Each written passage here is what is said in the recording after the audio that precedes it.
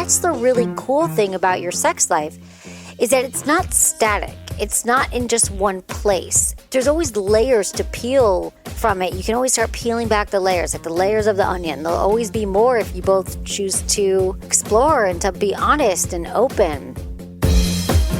You're listening to Sex with Emily. I'm Dr. Emily, and I'm here to help you prioritize your pleasure and liberate the conversation around sex.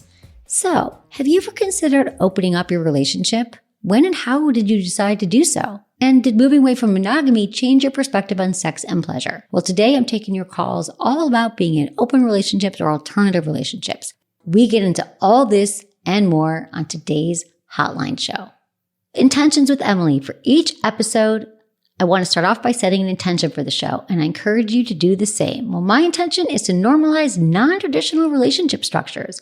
While navigating polyamory can be difficult, couples with the right foundation of trust and communication will unlock a whole new level of pleasure. Please rate and review Sex with Emily wherever you listen to the show. It really, really helps us, so I appreciate you so much.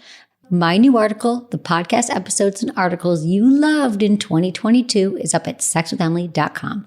Check out my YouTube channel, social media, and TikTok. It's all at Sex with Emily for more sex tips and advice. If you want to ask me questions, do it. Leave me your questions or message me at sexwithemily.com/assemily or call my hotline, 559-TALK-SEX or 559-825-5739.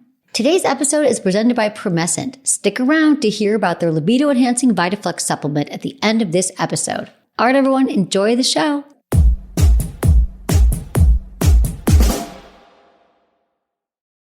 By now, you've probably heard my magic wand story. It's a brand that's been part of my personal journey for more than 20 years. But no matter how many times I sing Magic Wand's praises, I'll never be able to fully capture the story of this incredible brand. Well, now journalist and author Kate Sloan just completed a limited audio series documenting the history and impact that Magic Wand has created over the last 56 years. It's called Making Magic.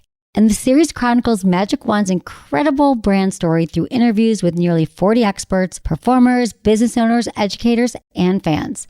So I got a sneak preview of this series, and what I loved is that Kate weaves together snippets from all their interviews into this amazing story arc. She covers Magic Wand's journey from appliance store massager to its legendary influence on culture and sexual independence, and it's all just fascinating.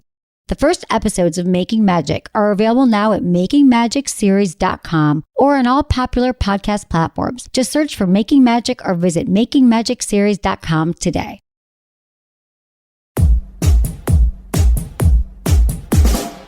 All right, let's talk to Mark, 54, in New York. Hi, Mark. What's going on? Thanks for calling.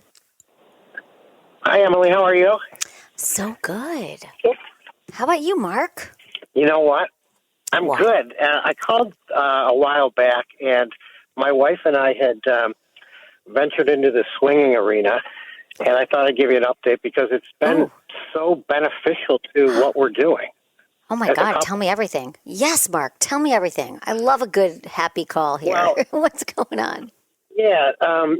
You know what? I guess what we've been able to do is finally talk about what we want, like fantasy stuff and things like that. And so before that, we didn't say anything about that. Okay. You never talked about your fantasies or what you were into? No. Right. No, people don't do it. Hearing... Yeah. And you know what? We've been able to, so what we've been able to do is kind of like go for what each of us is into, and it's been just fun. What happens is, I think I'm on the voyeur side because I love watching her just being so pleasured. Yeah. It's hot, right? And so that's great. Yeah. So you guys hadn't, okay, so you learned that that's really turned you on. What turns her on? I think what turns her on is being with multiple people. She likes maybe being the center of attention. Yeah. Okay. And you're cool with it. So yeah, you know what? I'm cool with it, and it's quite. It's just been a lot of fun for us, and we've done it maybe 4 or 5 times. But what's also great is just talking about that, and it kind of like feeds our own fire. Yeah. Like talking about what happened. Like you're like, that was really hot when those, to watch you with those people the other night or whatever happened, right? It's like becomes your little secrets. Yeah, it becomes our, and she kind of gets turned on by it too. Like we've never done it with like just another male, but recently we did. And I think I've never seen her so turned on. Yeah. How long have you guys been together, Mark? I want to just know, how long were you together before you opened it up and started swinging? Oh, we were together maybe 22 years. Wow. Wow. That's amazing. Would you ever have thought a year ago that it would have happened? No, and it happened by chance on a boat. Oh, so it was, and I don't drink, but Jen does, and she was a little bit buzzed, and we went back into the boat, and there was another group kind of in the front of it that were playing around. So we just stayed where we were in our area and just started doing our own thing. And next thing I know, there was people joining us. Wow. Oh, my God. So it's really turned around your sex. How was your sex life before that, before you started bringing other people in? What? It was more vanilla and becoming less frequent. Yes, and now I'm sure. See, Mark, people think, oh, no, I can't handle it. And it's not for everybody, right? There's some people who won't be able to handle it, but it really was, you're able to discuss boundaries and there hasn't been any jealousy or anything like that? There hasn't, because we did discuss what we were okay with. Right. And really, like the there wasn't a lot of things that were totally off limits, but we were together. We have to, we're always in the same situation. So that was. Yeah, I'm happy for you, Mark. I love to hear these stories because I know they exist, and then I just think that for some people. Yeah, it's true. A lot of people are like, I couldn't imagine it. If my partner ever did that, I would leave. I mean, obviously, you'd have to both be on the same page. And for many people, it's just outside of their realm of possibility. But listen, if people are having great sex and they want to be with other people, I just think sometimes it can be that spice you need. It's variety. It's hard to be with someone, the same person for 22 years and to keep it hot. I mean, I'm not saying swing is the only answer, but variety. And so this is just another form of variety and novelty and trying something new. It's great, Mark. I love it. It really is. Oh, yeah. So, I'm really happy and I for always you. appreciate your advice and you're just a breath of fresh air. Thank you. Okay. Yeah, appreciate it. So good. See, he called in 6 months ago. They were thinking about swinging 22 years together, and now they're still learning. I mean, that's the really cool thing about your sex life.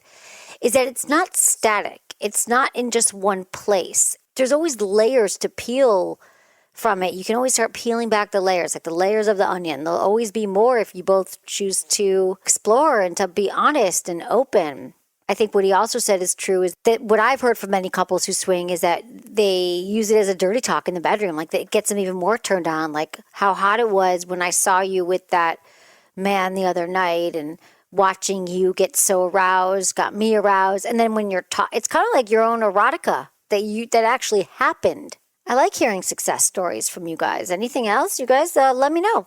We have Kate, 32 in Pennsylvania. Tell me what's going on. How can I help you? So, my fiance and I have been together for about 5 years. And for the last year, we talked about having a threesome together. This was something that I experimented with while I was single, never in a relationship. And this was something that we talked about while we were in the bedroom only. So we never really brought the conversation outside of the bedroom. And I've just been so busy with life and everything. I haven't really had a chance to research anything about that until like after we had something with one of our friends. It's turned into a sticky situation because like it's a friend in a large group. And so every time we see this person, it makes me feel like really anxious and I'm overthinking about how they interact and their behavior. And now it's gotten even more complicated because this particular person that we had a threesome with is now like interested in one of his best friends. And my fiance hasn't shared the news with his best friend because he is afraid that it will ruin their friendship. I've listened to your podcast, and you always advise not to do it with friends, and I see why now.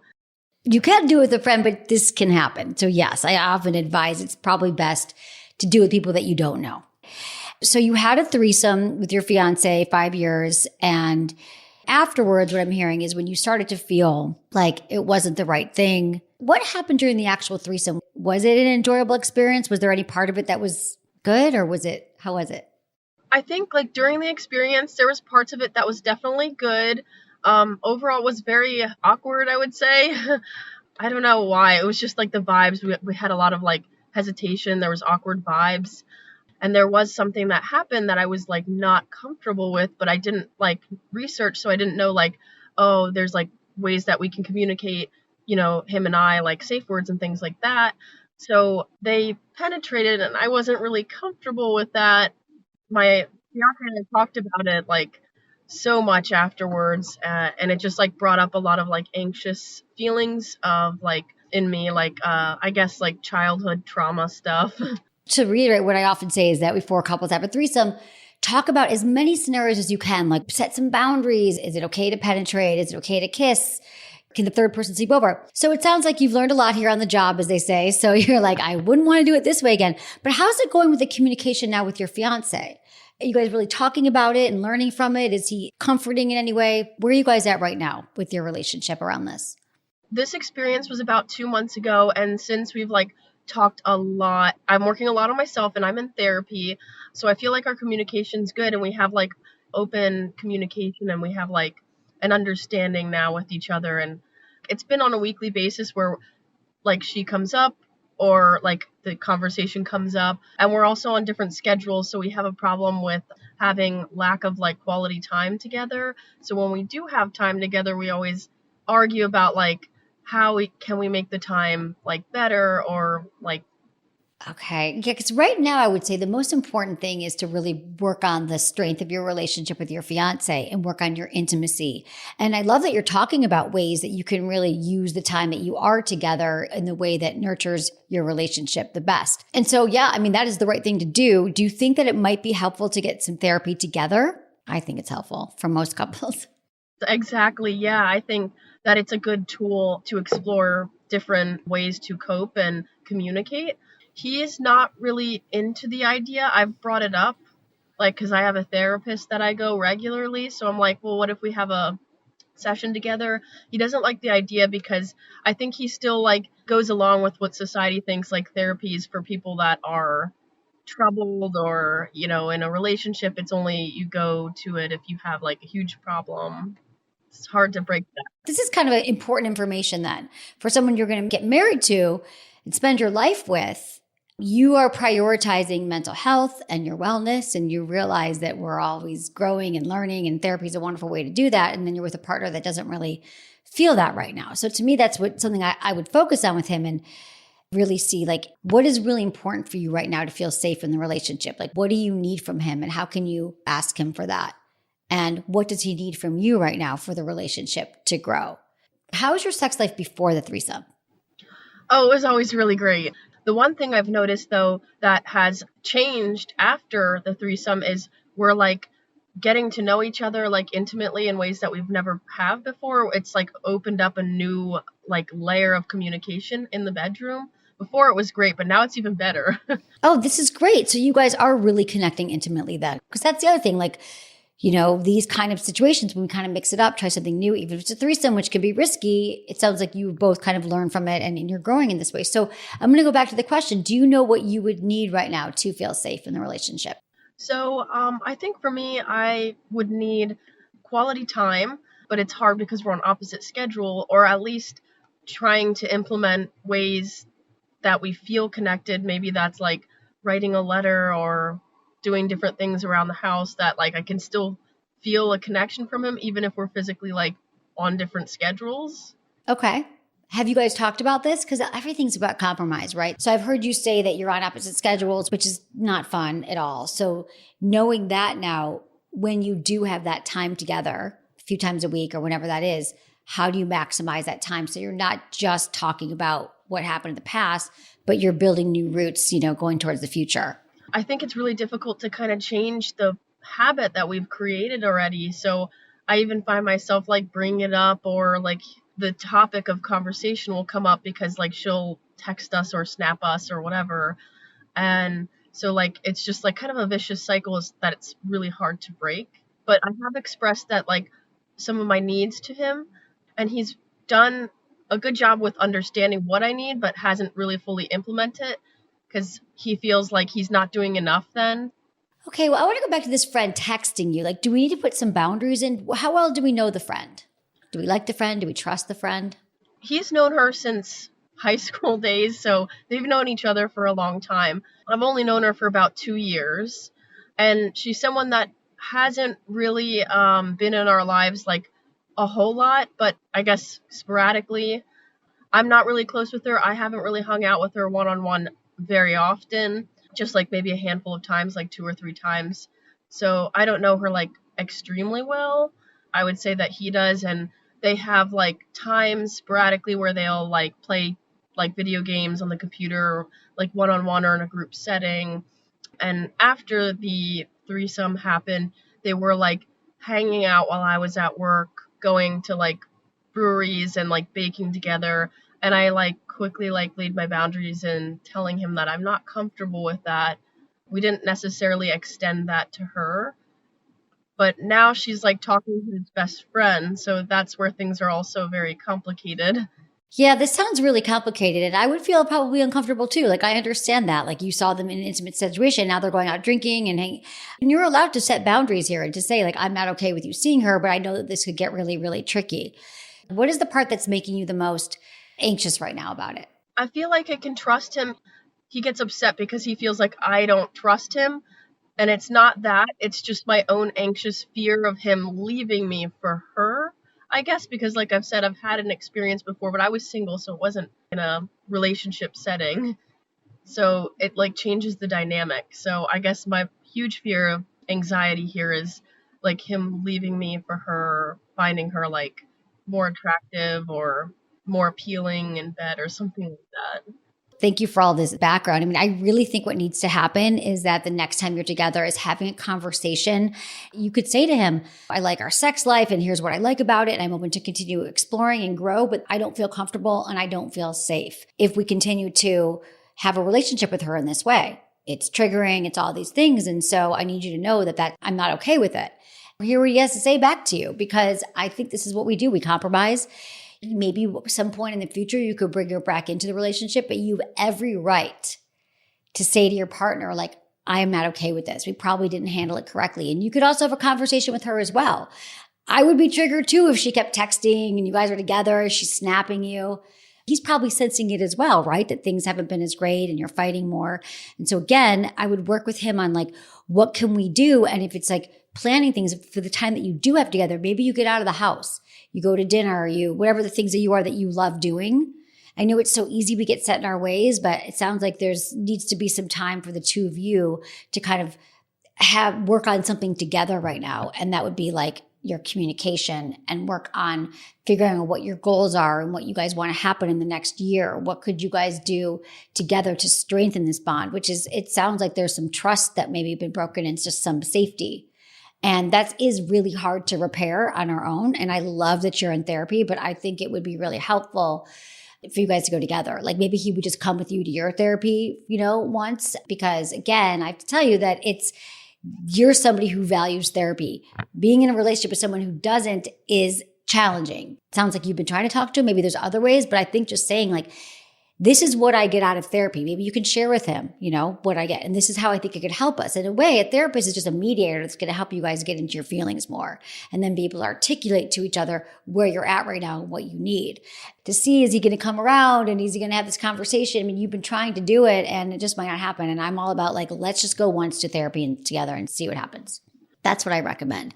Are there ways that you would recommend me like bringing it up to him? Because I have in the past and he's always like, well, it's stuff that I can work on myself. So is there any ways that you would recommend me like asking at least? Yeah, absolutely. This is where I use my timing, tone, and turf. Outside the bedroom, your tone is like light and it's curious and it's open and you're listening. Your timing is doing it when you are not stressed and it's not like you haven't seen each other in a while.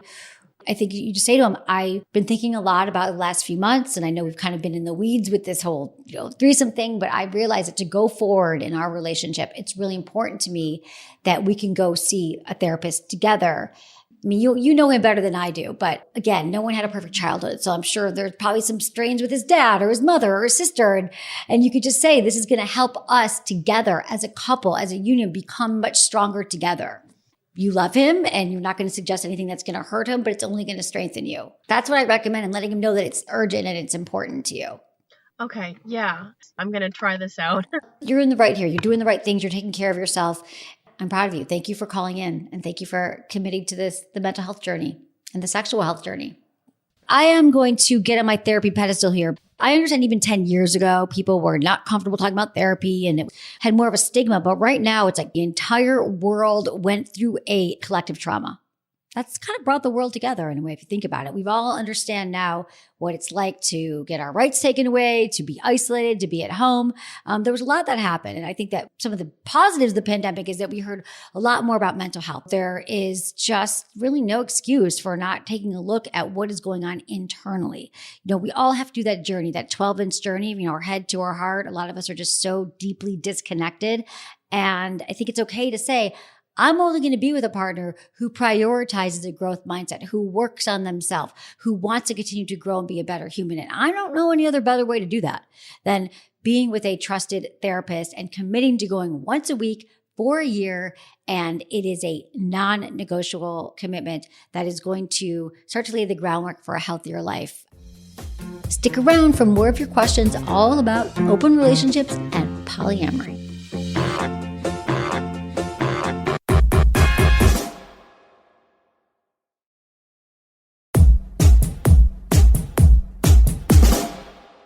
Let's talk to, wow, these are both good. Rob, 37 in Texas. Hi, Rob. What's going on? Hey, Dr. Emily, thanks so much for taking my call. And I can imagine you reading it up front and going, wow, do I want to talk? No, I do, Rob. It's a really good question. I actually love this. I want to talk to you about this. I'm like, yes, bring it. Excellent. Well, so Emily, last year you gave me the word compersion. I called in and asked about thoughts that I had and things that I had experienced with my wife, and we both enjoyed. And you gave me the word compersion, which I've read up on it since then and studied it and have fallen in love with the word because that's exactly what it was. And the reason why I like the word compersion is because I don't like the word cuckolding. Right. And everything I've read about cuckolding has a kind of degrading type of sense to it. And that's not anything close to what I feel on the degrading side. I enjoy seeing the pleasure that somebody else gets, from an external point of view, rather than being physically wrapped up in the moment, like when she and I are intimate together and is amazing. I get a different sense of a mental pleasure out of seeing it in another situation. But in talking with her about that and discussing those types of things outside the bedroom, thanks to your advice, she kind of gets it sometimes that I want her to be with other people. And that's not it. It's not that I want her to be with other people. It's that I enjoyed seeing pleasure from an external point of view, if that makes sense. And I'm just having trouble having that discussion without her thinking that I truly just want her to go be with other men, which is not the truth. And okay. Just wanted to throw that to you and see what you thought. Yeah, no, this is great, Rob. Let me just kind of catch everyone up here. What I talk about is compersion. And that is a word that people who are in open relationships or they swing or they cuckold, it means that you actually, and this is a stage that people go through, and you can get there from some people, that they actually get joy and pleasure from seeing their partner have sex with someone else, be intimate with someone else. That truly gives you joy that your partner is being pleasured by somebody else. And that is something that I've seen, I think I was talking about it in reference to open relationships, and people are like, oh God, I would be so jealous if my partner was with someone else. I said, well, ultimately, for many people I know who do it in the right way, they have compersion. They actually get through the jealousy and say, well, I'm really glad that my partner is experiencing that. I'm happy when you're happy, right? It's like if your partner gets a raise and you're like, oh, babe, you're genuinely happy for them. But then cuckolding, it's typically men watching their female partners or wives have sex with another man.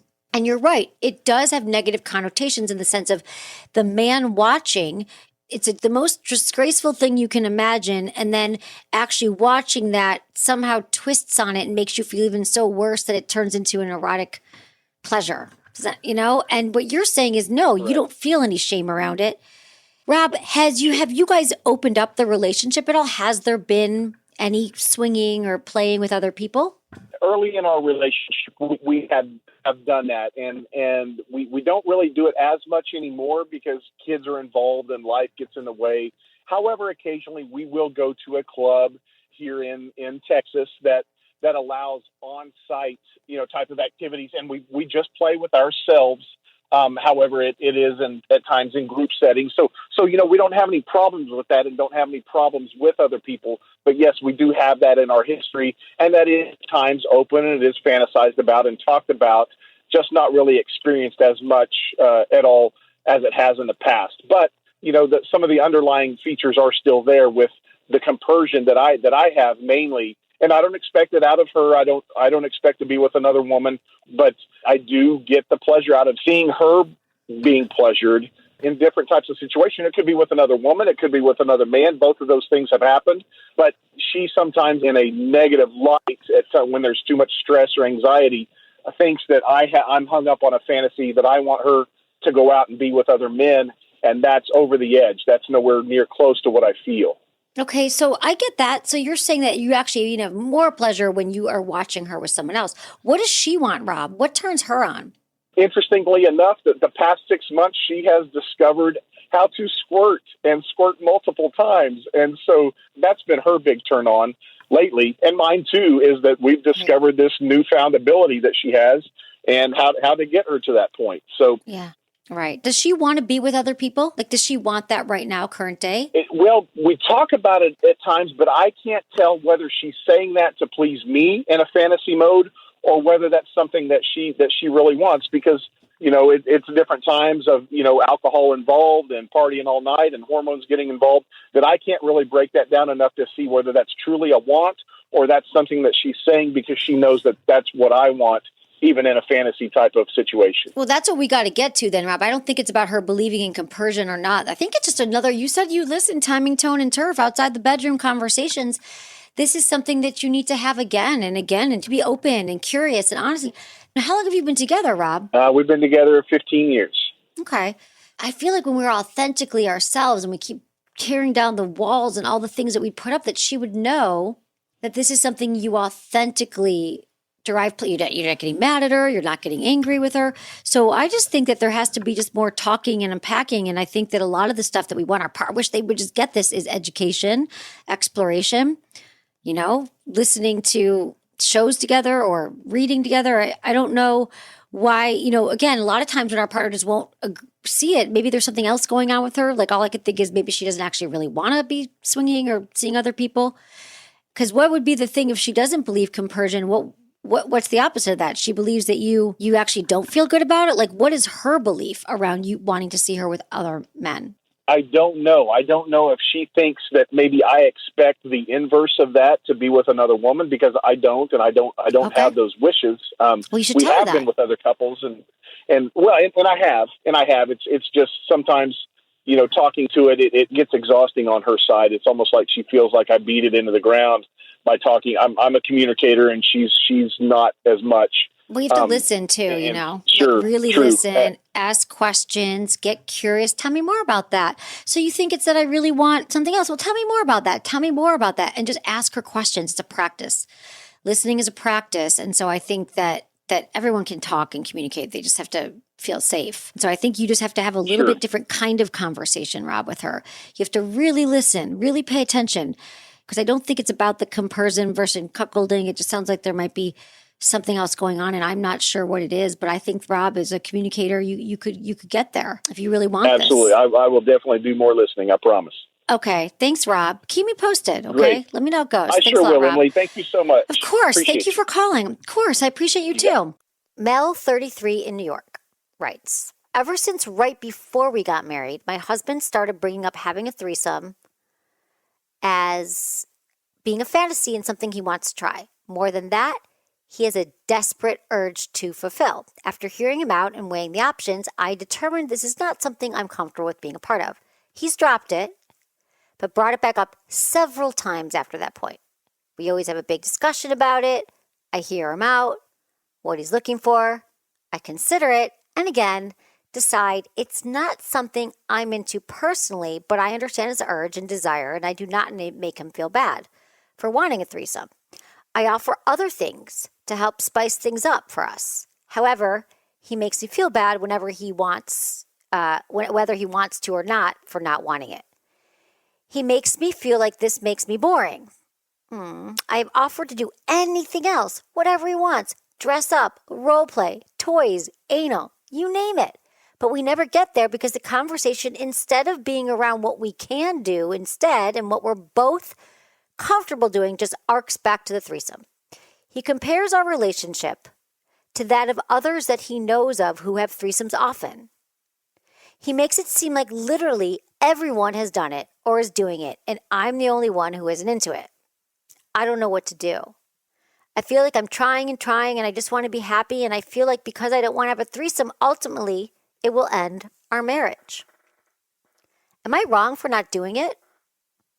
Should I just do it and try it for him even if I'm uncomfortable? I feel like one person will be resentful in either scenario. But him being resentful feels much more life-altering. I don't know what to do. Do you have any advice? Wow, Mel. That's a lot. It's a lot to take in there, Mel. First, I'm just going to say this. I don't mean to use you. This is the poster child email for the poster email for threesomes. But this is what happens when you don't talk about your sex life before you get married. Before you commit to someone for life, have a checklist. Talk about how many kids you want to have, if any. Do we want to buy a home, rent a home? What religion are we going to practice? If we have kids, what religion are we going to raise them?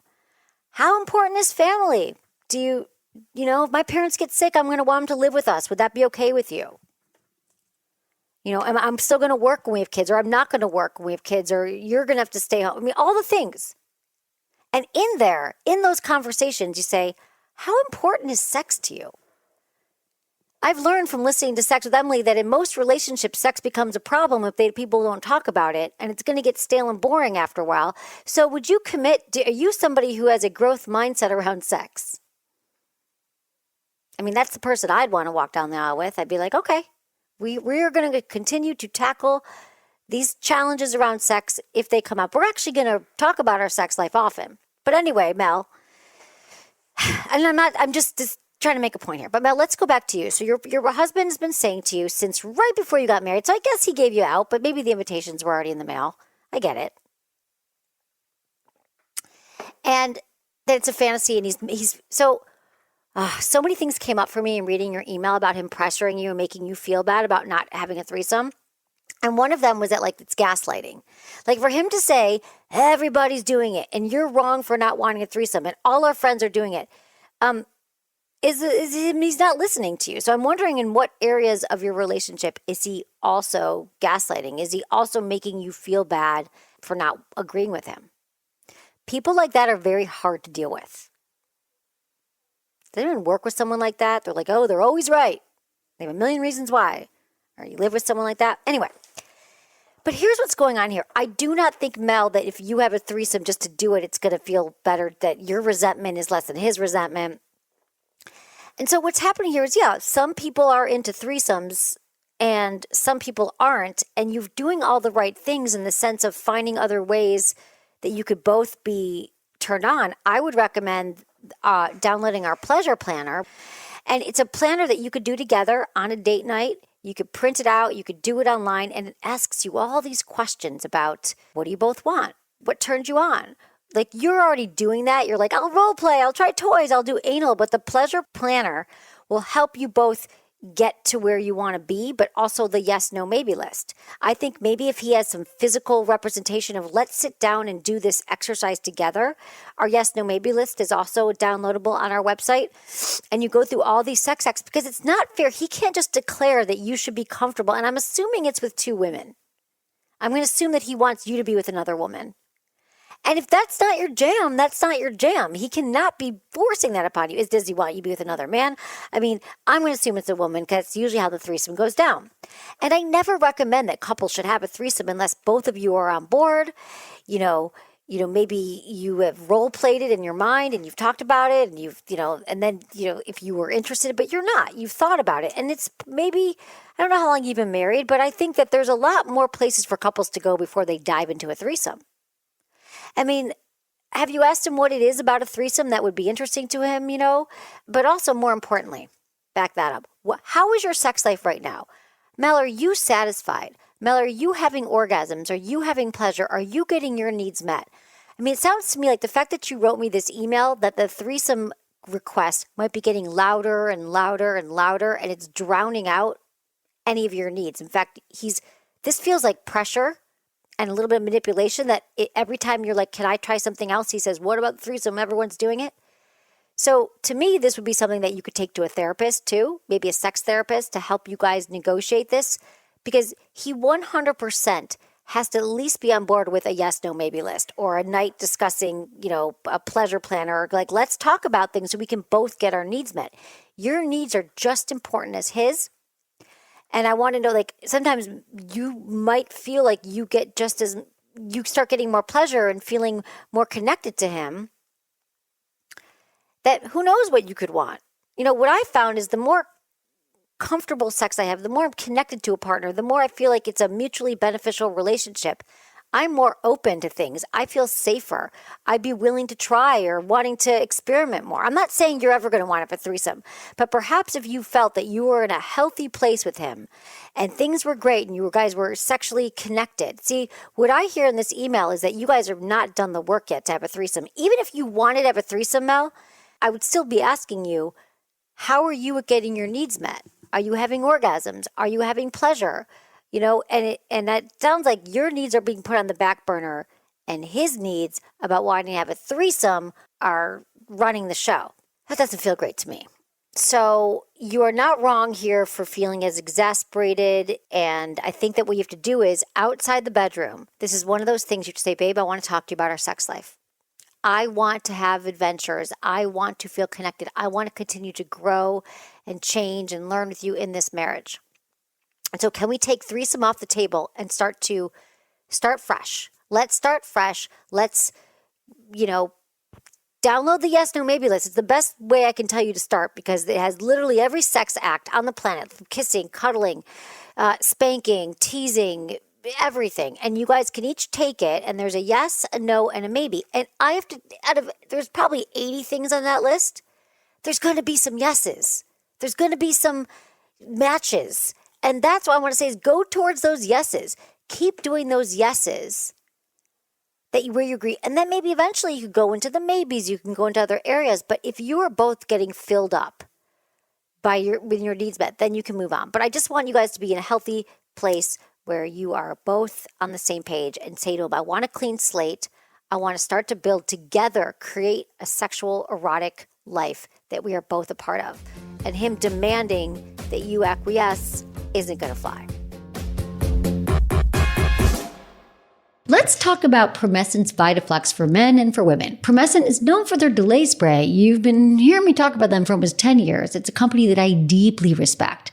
And listen, I don't often talk about supplements, especially for libido, unless they get incredible reviews and results. VitaFlux has become one of Promescent's best sellers, and here's what the reviewers say. I definitely have more energy, I don't tire out so quickly, and my bedroom performance has also improved, and I plan on continue using it. They have a VitaFlux supplement for men and for women. It can help to enhance blood flow. It supports circulatory function, which can lead to more frequent and stronger orgasms. Improve your overall sexual performance. VitaFlux is one of their best sellers, so increase your libido, your performance, your energy. Find more about all their incredible products at promescent.com. That's it for today's episode. See you on Friday. Thanks for listening to Sex with Emily. Be sure to like, subscribe, and give us a review wherever you listen to the podcast, and share this with a friend or partner. You can find me on YouTube, Instagram, Facebook, and Twitter at Sex with Emily. Oh, I've been told I give really good email. So sign up at sexwithemily.com. And while you're there, check out my free guides and articles for more ways to prioritize your pleasure. If you'd like to ask me about your sex life, dating, or relationships, call my hotline, 559-TALK-SEX. That's 559-825-5739. Or go to sexwithemily.com/askemily. Special thanks to Acast for powering the Sex with Emily podcast. Was it good for you? Email me, feedback@sexwithemily.com.